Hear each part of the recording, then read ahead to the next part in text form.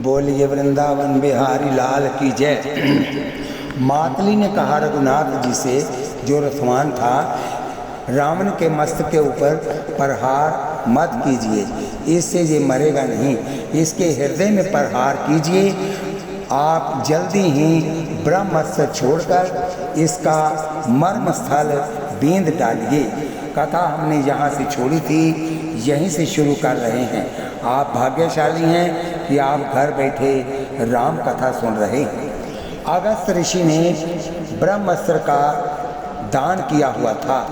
अगस्त ऋषि ने ब्रह्मास्त्र का दान किया हुआ था। प्रभु ने उस ब्रह्मास्त्र से रावण के हृदय में प्रहार किया, और जैसे ही मर्म स्थान में प्रहार हुआ कि ब्रह्मास्त्र के प्रताप से रावण गिर पड़ा और मर गया। बोलिए बांके बिहारी लाल की जय। रावण धरातल पर गिरा, उस समय देवता अत्यंत प्रसन्न हुए। देवता और गंधर्वों ने जय जयकार किया, सियावर रामचंद्र की जय। रावण के शरीर से निकला हुआ दिव्य तेज रामचंद्र जी के चरण में लीन हो गया। रावण राम जी के चरणों में लीन हो गया। रावण को दिव्य गति प्राप्त हुई। देवताओं को आश्चर्य हुआ कि ये तो दुष्ट है, पापी है, उस पर भी बड़े बड़े योगियों को मिलने वाली गति इसको प्राप्त हुई है। उस समय नारद जी ने सबको समझाया कि इसका यही कारण है कि भले ही वैर से रावण राम जी का ही ध्यान करता था। कोई भी नियमित जीव ईश्वर के साथ संबंध रखे और ईश्वर का ध्यान करे तो उसका कल्याण ही होता है। राम जी का प्रेम से ध्यान करे, उसी का कल्याण हो, उसमें क्या आश्चर्य है। बोलिए वृंदावन बिहारी लाल की जय। भगवान ने कहा है, काम से, क्रोध से, लोभ से, मोह से, अहंकार से भी अगर कोई मुझको बचता है तो मेरे को ही प्राप्त होता है। रावण वैर से ध्यान करता था। रावण वैर से ध्यान करता था, परंतु उस वैर से भी परमात्मा का ही चिंतन करता था। श्री राम का चिंतन करते करते प्राण त्याग करने वाला श्री राम में लीन हो जाता है। फिर चिंतन भले ही किसी भी भाव से हो। बोलिए वृंदावन बिहारी लाल की जय। भागवत में वर्णन आता है कि निष्काम भाव से श्री भगवान का चिंतन काम भाव से करने वाली गोपियाँ भगवान में बन गई थी। शिशुपाल क्रोध से भगवान का चिंतन करता हुआ भगवान में बन गया था। काम भाव से, वैर द्वेष भाव से, भय भाव से अथवा शुद्ध प्रेम भाव से, किसी भी भाव से मनुष्य को परमात्मा में अपने मन को संपूर्ण रूप से जोड़ना चाहिए। किसी भी प्रकार भगवान में तन्मयता होनी चाहिए। रावण को सद्गति प्राप्त हुई। रावण की मृत्यु होने पर रावण की स्त्रियां रोने लगी। उस समय विभीषण को भी दुख हुआ। लक्ष्मण जी ने विभीषण को उपदेश दिया और फिर आज्ञा दी कि रावण के शरीर अब तुम अग्नि संस्कार करो। विभीषण के हाथ से अग्नि संस्कार कराया। विभीषण ने राम जी से प्रार्थना की कि आप लंका में पधारिए, ये समस्त राज्य आपका ही है। राम जी ने कहा, मेरा नियम है कि 14 वर्ष तक किसी ग्राम में प्रवेश नहीं करूंगा। मैं तो बाहर वन में ही रहता हूँ। मेरी माँ की आज्ञा है कि मैं 14 वर्ष पर्यंत वन में ही रहूँ। मैं यदि किसी ग्राम में प्रवेश करूंगा तो वनवास की प्रतिज्ञा भंग होगी। लक्ष्मण जी आवेंगे। श्री रामचंद्र जी ने आज्ञा दी। लक्ष्मण जी ने विभीषण को लंका की गद्दी पर बिठाकर राज्य अभिषेक किया। लंका का राज्य मिला, परंतु प्रभु ने ग्रहण नहीं किया।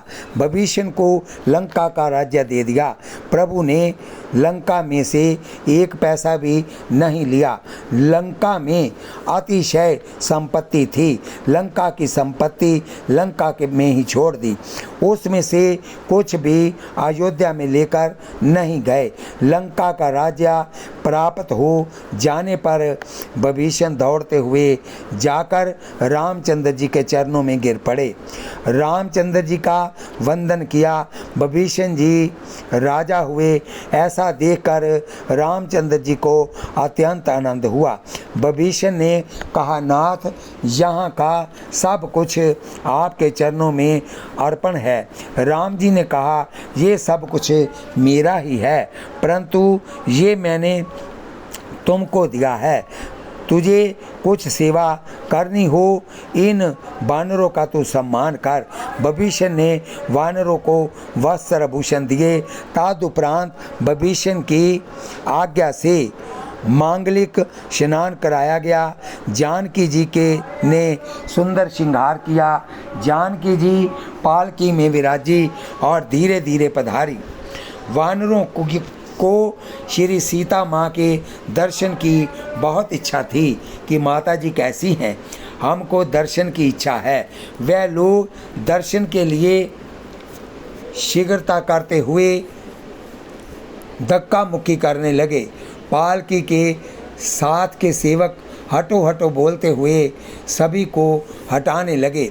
वानर थोड़े नाराज हुए कि हमने सीता जी के लिए प्राणों तक का त्याग किया, हमको ये लोग दर्शन भी नहीं करने देते।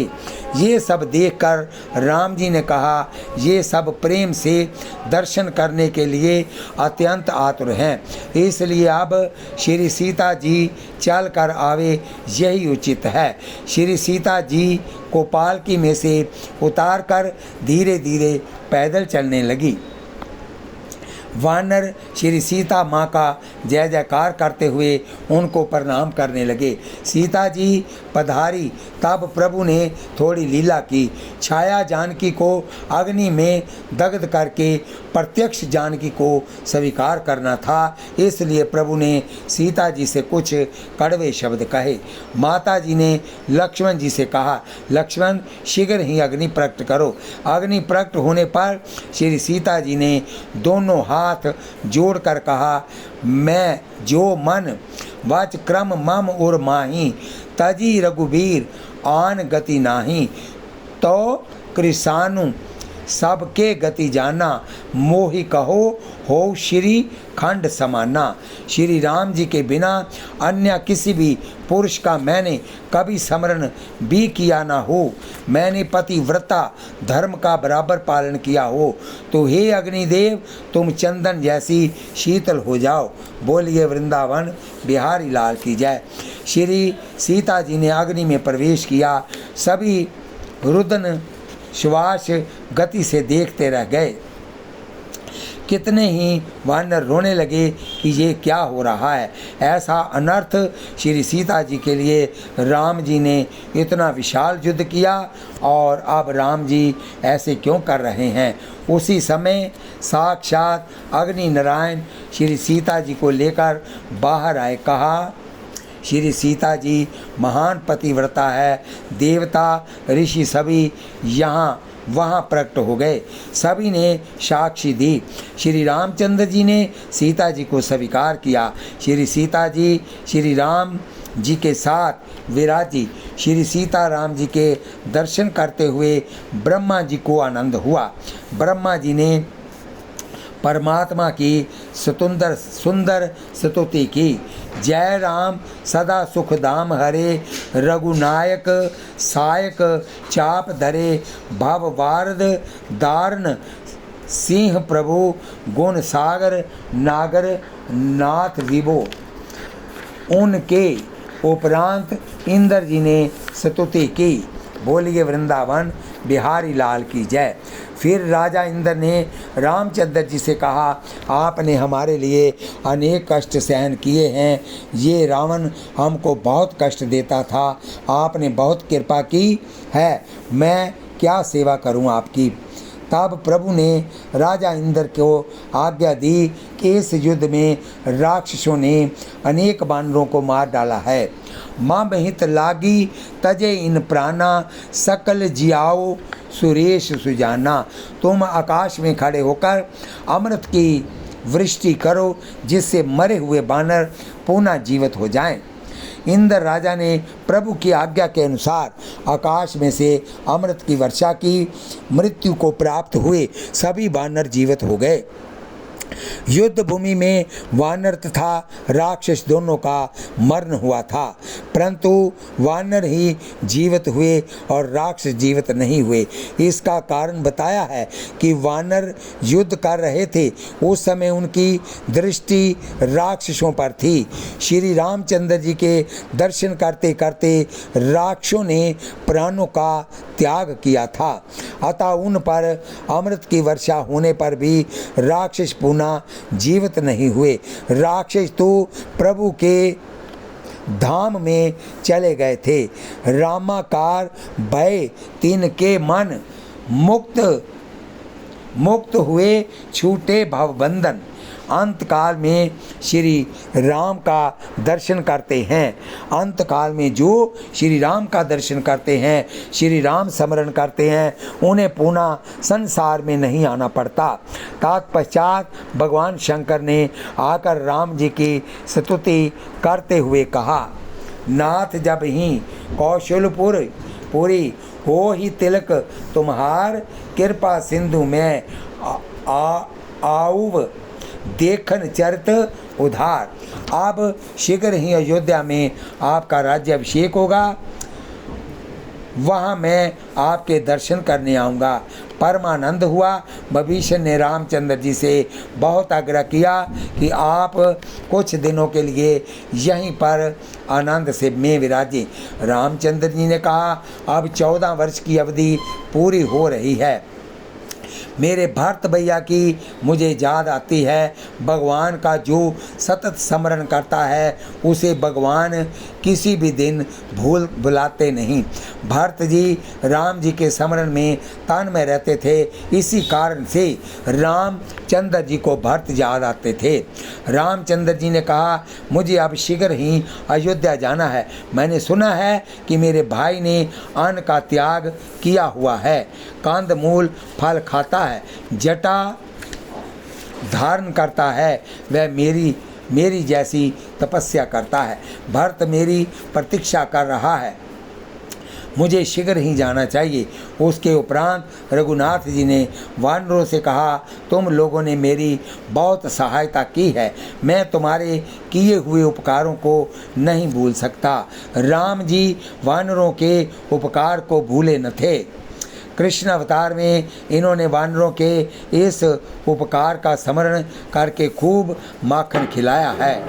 जीव का ऐसा स्वभाव होता है कि किसी के भी द्वारा उनके किए गए उपकार को वह भूल जाता है और अपकार को वह याद रखता है।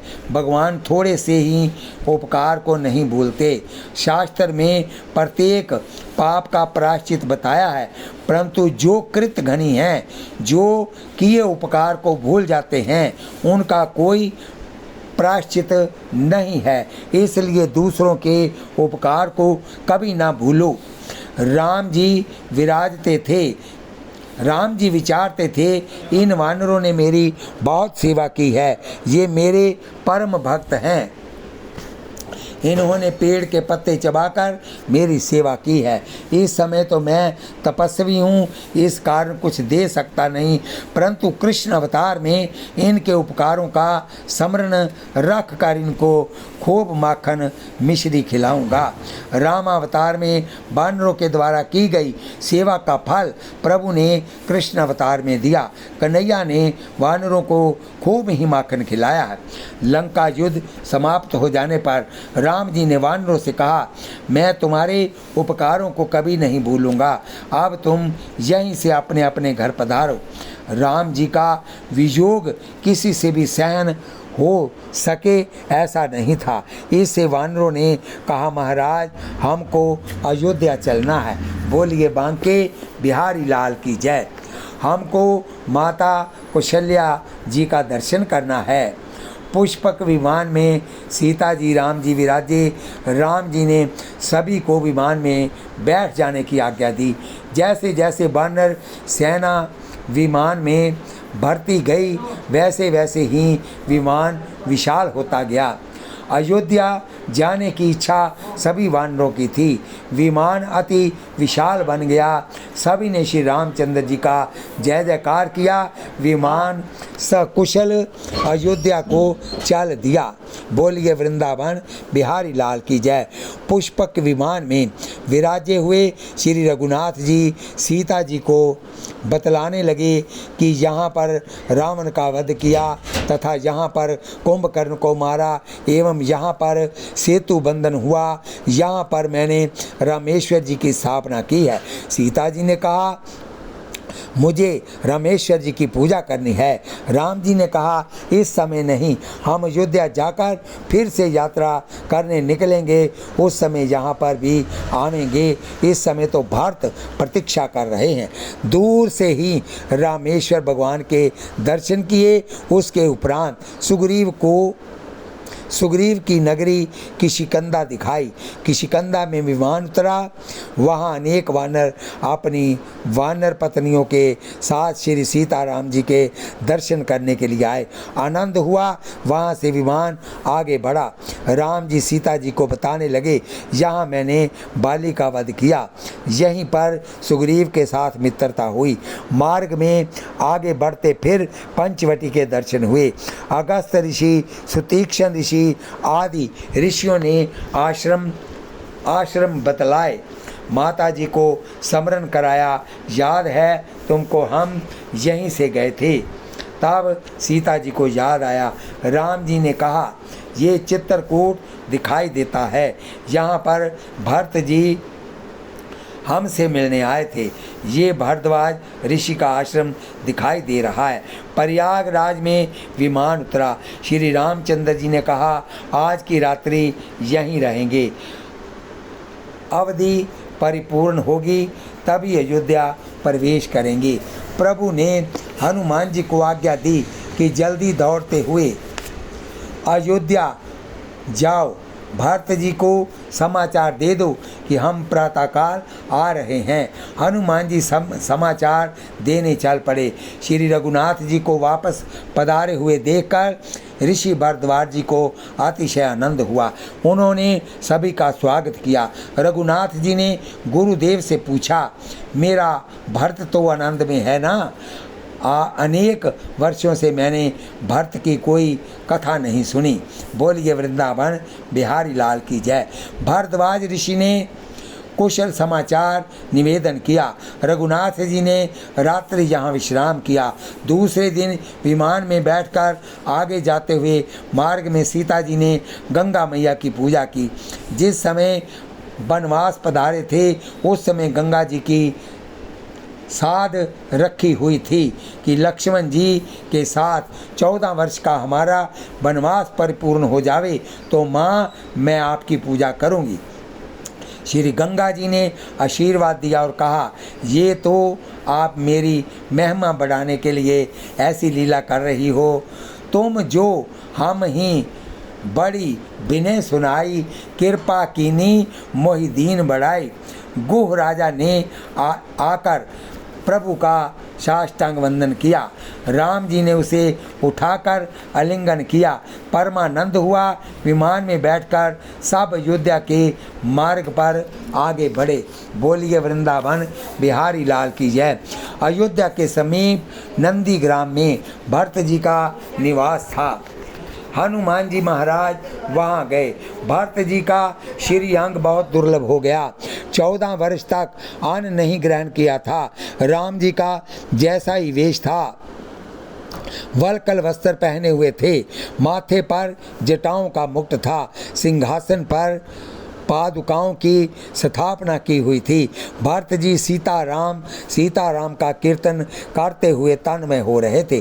भरत जी राम जी का स्मरण करते, मुझे प्रभु ने अपनी सेवा में नहीं रखा, मैं अभागा हूँ, मेरा लक्ष्मण भाग्यशाली है। अब तो अवधि परिपूर्ण हो रही है, परंतु अभी तक कोई समाचार मिला नहीं। उसी समय भरत जी को अनेक शुभ शगुन होने लगे। उसी समय तपस्वी ब्रह्मचारी के वेश में हनुमान जी वहां आए। भरत जी का दर्शन करते ही हनुमान जी की आंखें भीनी हो गई। राम प्रेम की मूर्ति हैं। श्री भरत वियोग में श्री रघुनाथ जी की सेवा स्मरण किया किस रीति से करना चाहिए, इसका आदर्श भरत जी ने संसार को बतलाया। हनुमान जी ने भरत जी का वंदन किया। भरत जी ने पूछा, आप कौन हो? हनुमान जी बोले, जिस राम जी का आप सतत ध्यान करते हो, उन्हीं राम जी का दूत आपको प्रणाम करता है। यासु विरहा सोचऊं दिन राति, रटहूँ निरंतर गुण गण पाती। रघुकुल तिलक सुजन सुख दाता, आयो कुशल देव मुनि त्राता। रिपु रन जीती सुयस सुर गावत, सीता अनुज सहित प्रभु आवत। हनुमान जी ने संक्षेप में सब कथा सुनाई। प्रभु ने रावण का विनाश किया, राक्षसों को मारकर हमारे श्री राम लक्ष्मण और जानकी जी के साथ अब जल्दी पधार रहे हैं। आज रात्रि प्रयागराज में भरद्वाज ऋषि के आश्रम में विश्राम है। कल प्रभु यहाँ पधारने वाले हैं। भरत जी ने हनुमान जी का आलिंगन किया। भरत जी को अतिशय आनंद हुआ। कौशल्या माँ को दौड़ते हुए समाचार देने गए। माँ कौशल्या आंगन में बैठी हुई थी। एक कौवा आया और काव काव करने लगा। माता जी को लगा मेरा राम आने वाला है, ऐसा लगता है। माता जी प्रतीक्षा करती हुई बैठी थी। उसी समय भरत जी ने आकर प्रणाम करके कहा, माँ प्रभु पधार रहे हैं। आनंद ही आनंद हो गया। संपूर्ण अयोध्या बलि प्रकार सजाई गई। भरत जी को तनिक भी निंद्रा नहीं आई। आज की रात्रि किस प्रकार पूरी होगी, सभी अधीर हो रहे थे। प्रातः काल में भरत जी ने पादुका की पूजा की और इन श्री रामचरण पादुकाओं को मस्तक पर धारण करके भरत जी सरयू के किनारे आए। भरत जी ने विचार किया कि यहीं पर विमान आवेगा, ऐसा लगता है। अयोध्या की प्रजा भी वहां आई। नर और नारी हर्षी सब धाय। दधि दुर्वा रोचन फल फूला, नव तुलसी दल मंगल मूला। भरी भरी हेम थार भामिनी, गावत चली सिंधूर गामनी। सभी को दर्शनों की अत्यंत आतुरता थी। दूर से विमान दिखाई देने लगा। अयोध्या की प्रजा आनंद में आकर कहने लगी, ये राम जी का विमान आ रहा है, आप दर्शन होंगे। विमान पास आया कि अंदर विराजे हुए श्री सीताराम जी को अयोध्या की प्रजा ने साष्टांग वंदन किया। श्री सीताराम जी का दर्शन करते हुए प्रजा ने जय जयकार किया। सियावर रामचंद्र की जय। अतिशय आनंद हुआ। सरयू के किनारे विमान उतरा। भरत जी ने चरणपाद का पधार कर साष्टांग वंदन किया। गहे भरत उनि प्रभु पद पंकज, नमत जिन्हि सुर मुनि शंकर अज। परे भूमि नहीं उठत उठाए, वर करी कृपा सिंधु उरलाए। श्यामल गात रोम बैठाडे, नव राजीव नैन जल पाडे। भरत जी को देखकर माल की आंखें सजल हो गई। मेरे वियोग में मेरे भाई की दशा ऐसी हो गई, ये अत्यंत ही दुर्लभ हो गया है। भरत जी को उठाकर प्रभु ने आलिंगन किया। भरत और रामचंद्र जी परस्पर मिल रहे थे। उसी समय लोगों को खबर नहीं पड़ रही थी कि इसमें राम कौन से हैं और भरत कौन से हैं। दोनों का वर्ण श्याम था, दोनों के समान वलकल वस्त्र थे, शरीर कृश था। बोलिए वृंदावन बिहारी लाल की जय। पीछे राम जी शत्रुघ्न जी से मिले, आनंद हुआ। अयोध्या की प्रजा को दर्शन मिलने की अतिशय आतुरता देकर प्रभु ने अनेक स्वरूप प्रकट कर लिए। जितनी प्रजा थी भगवान ने, राम ने उतने ही रूप धारण कर लिए, ताकि जिसको मिले हर कोई कहे कि मेरे को राम पहले मिले हैं, राम मेरे को पहले मिले हैं, राम मेरे को पहले मिले हैं। अमित रूप प्रगटे ते ही काला, जथा जोग मिले सब ही कृपाला। कृपा दृष्टि रघुबीर विलोकी, किए सकल नर नारी विशोकी। क्षण मही सब ही मिले भगवाना, उमा मर्म ये काहू न जाना। सभी को प्रेम था इसलिए श्री राम एक ही क्षण में सभी से मिले। गुरु वशिष्ठ जी का वंदन करने के उपरांत श्री राम लक्ष्मण जानकी जी ने कौशल्या आदि माताओं का वंदन किया। माताओं को आनंद हुआ, अत्यंत दुख सहन किया था, परंतु मनुष्य धैर्य रखे तो 100 वर्ष के बाद भी इसके आनंद का समय आता है। आज सीता जी को देखकर माताओं को अत्यंत आनंद हुआ। श्री सीता जी का तपस्वी वेश था। अयोध्या की स्त्रियां उनका बारंबार वंदन करती थी। परमा आनंद हुआ। फिर सुंदर रथ सजाया गया। रथ में श्री सीताराम जी विराजे। लक्ष्मण जी हाथ में चवर लेकर खड़े हुए। भरत जी ने निश्चय किया कि आज मैं ही रथ चलाऊंगा, इसलिए भरत शत्रुघ्न रथ चला रहे थे। अयोध्या की प्रजा नेत्र भरकर दर्शन कर रही थी। ककई के महल से वनवास आरंभ हुआ था। प्रभु ने वनवास की समाप्ति वहीं पर की। प्रथम ककई माँ का वंदन किया। ककई माँ को आश्वासन देते हुए कहा, माँ तनक भी गिलानी न करो, तुमने कुछ भी खोटा नहीं किया। ये तो सभी ईश्वर की लीला है, परमात्मा की इच्छा के अनुसार ही सब कुछ होता है।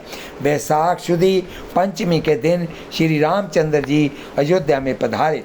लोगों की बहुत इच्छा थी राम राज्याभिषेक जल्दी हो, इसलिए वशिष्ठ जी ने वैशाख शुदी सप्तमी का मुहूर्त निकाला।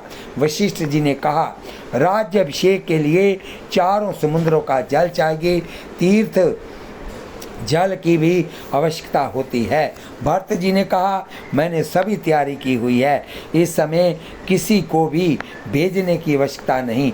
भरत जी ने पहले से ही समस्त तैयारी कर रखी थी। सर्वप्रथम प्रभु की आज्ञा से बंदरों को मांगलिक स्नान कराया। भरत जी ने एक एक का पूर्ण सम्मान किया, सभी को वस्त्र भूषण दिए। वानर रूप रहे तो कदाचित किसी को आश्चर्य हो, इसलिए प्रभु वानरों को दिव्या स्वरूप प्रदान करके अयोध्या में लाए थे। तत्पश्चात पुनि करुणा निधि भरत हंकारे निज कर राम जटा निवारे। भारत जी की जटा प्रभु ने अपने हाथों से उतारी। लक्ष्मण जी का मांगलिक स्नान हुआ। प्रभु ने स्वयं को जटाएं उतारी, स्वयं की जटाएं उतारी। फिर स्वर्ण के पट्टे पर श्री राम जी को बिठाकर वशिष्ठ ऋषि ने ऋग्वेद यजुर्वेद के अनेक मंत्र बोलकर तीर्थ जल से अभिषेक किया। श्री सीताराम जी का भी तीर्थोभिषेक हुआ। फिर दिव्य श्रृंगार किया। श्री सीता जी के इस श्रृंगार का वर्णन कौन कर सकता है। साक्षात महालक्ष्मी वही श्री सीता जी तो है। स्वर्ण का सिंह दिव्य सिंहासन बनाया गया। ब्राह्मणों ने वेद मंत्रों से आशीर्वाद दिया। वेद मंत्र तब द्विजन उचारे, नव सुर मुनि जय जयति पुकारे। प्रभु ने ब्राह्मणों की पूजा की, वैष्णव जय जयकार करने लगे। शुभ मुहूर्त में श्री सीता जी के साथ स्वर्ण सिंहासन में श्री राम सियावर रामचंद्र की जय। प्रभु जी विराजे। भरत जी और लक्ष्मण जी हाथ में चवर लेकर खड़े हुए। शत्रुघ्न भी सेवा में थे। श्री हनुमान जी हाथ जोड़कर सन्मुख सेवा में उपस्थित हुए। बोलिए वृंदावन बिहारी लाल की जय। इस कथा को हम यहीं पर विश्राम देते हैं। आगे फिर कथा होगी। आप भाग्यशाली हैं, आप कथा सुन रहे हैं। कथा सुनते वक्त हाथ में माला लीजिए, मुख से जीवा से नाम जपिए, आँखों से भगवान का दर्शन कीजिए और कानों से कथा सुनिए। और एक पंथ दो काज, इस कथा को